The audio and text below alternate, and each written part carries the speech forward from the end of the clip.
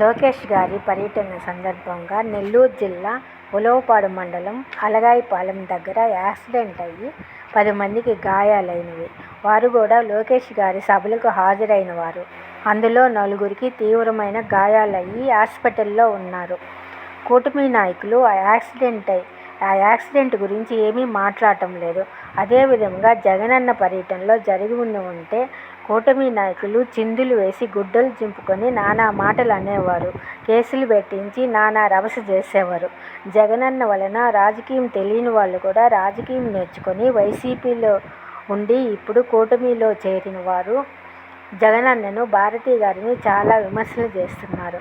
భారతి గారు రాజకీయాల గురించే మాట్లాడరు, ఎవరి గురించి కూడా విమర్శించరు. అలా విమర్శించుతున్నారు అంటే వాళ్ళకి కొంచెం కూడా మర్యాద, మానవత్వం అనేదే లేదు.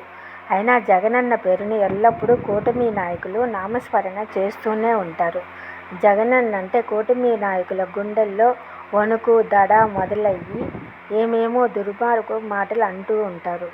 అయినా జగనన్నకు ప్రజల ఆదరాభిమానములు, దేవుని ఆశీస్సులు ఉన్నాయి.